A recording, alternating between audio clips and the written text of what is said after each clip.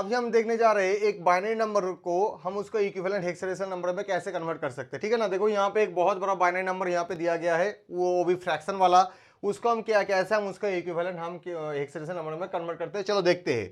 हम क्या करेंगे, इस बाइनरी नंबर को हम क्या करेंगे और एक बार यहाँ पे लिख देंगे नीचे में। ठीक है ना, चलो यहाँ पे लिख देते हैं नीचे में अच्छा करके 1 1 0 1 1 0 1 1 पॉइंट 1 1 0 1 1 1। ये है बाइनरी नंबर।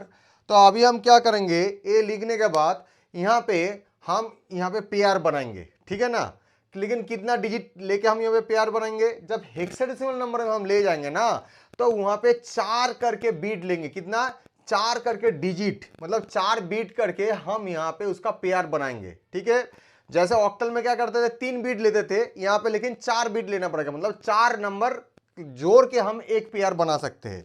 तो अभी देखो पॉइंट के जो पहले है लेफ्ट साइड में वो वाला पोर्शन के लिए हम जब पेयर बनाएंगे, वो पेयरिंग करने के लिए या बीट बनाएंगे, 4 बीट करके जो बनाएंगे ना, वो बीट बनाने के लिए क्या करेंगे, तो हम यहाँ पे राइट हैंड साइड से शुरू करेंगे और लेफ्ट की तरफ बढ़ाएंगे। मतलब ए 1 2 3 4, ये चारों को मिला के बीट बन गया। तो राइट हैंड साइड से देखो शुरू कर रहे हैं, फ्रैक्शन के लेफ्ट हैंड साइड में जो है। अब ये देखो कितना है 1 0 1 1, तो चारों मिला के यहाँ पे बीट बन गया है। ठीक है, अगर मान लो कि यहाँ पे किसी वजह से यहाँ पे कोई एक डिजिट कम हो रहा है, मतलब बीट नहीं बन पा रहा है, मान लो कि ए वाला 1 यहाँ पे अगर नहीं रहता तो कितना होता 1 0 1, मतलब ए वाला 1 नहीं है यहाँ पे, तो 1 0 1 3 बीट बन जा रहा था। तब यहाँ पे क्या करते हैं हम, जीरो बिठा के हम उसको फुलफिल कर सकते थे, जो पहले भी सीखे हैं ऑक्टल नंबर के लिए।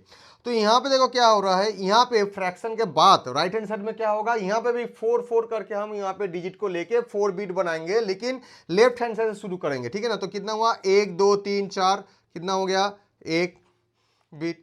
तो इसके बाद देखो यहाँ पे 1 1, तो यहाँ पे कितना शॉर्टेज है, 2 डिजिट का शॉर्टेज है, क्योंकि नहीं बन पा रहा है। तो हम यहाँ पे क्या करेंगे, 2 जीरो चिपका देंगे, क्योंकि राइट हैंड साइड में फ्रैक्शनल नंबर के लिए वहां पे अहमियत कुछ नहीं होता है। ठीक है ना, तो यहाँ पे कितना हो गया है 1 1, और ये 2 जीरो चिपकाने के बाद ये 4 बीट बन गया है। ठीक है, तो चलो इसके इक्विवेलेंट हम क्या करते हैं, इसका बाइनरी ये जो नंबर है बाइनरी का इक्विवेलेंट हम डेसिमल नंबर को ढूंढने का कोशिश कर रहे हैं। ठीक है, तो चलो यहाँ पे क्या कर रहे हैं हम, यहाँ पे देखो यहाँ पे हम कर रहे हैं कि यहाँ पे 1 1 0 1। ठीक है ना, तो जहां जहां पे है तो हम यहाँ पे क्या करते हैं, एक एक करके यहाँ पे सीरियली लिख देंगे। ठीक है ना, मतलब 1 कहाँ पे लिखेंगे, ए 8 के नीचे, इस 1 को कहाँ पे लिखेंगे, इस 4 के नीचे, ए 0 को कहाँ पे लिखेंगे, इस 2 के नीचे, और ये वाला 1 को कहाँ पे लिखेंगे, इस 1 के नीचे। ठीक है, ऐसे हमने लिख दिया है।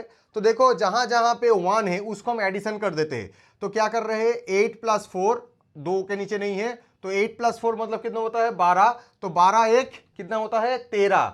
13 हम यहाँ पे कैसे लिखते हैं, हेक्साडेसिमल नंबर में सी से लिखते हैं। ठीक है ना, तो हमने यहाँ पे क्या किया, सी लिख दिया, सी। ठीक है,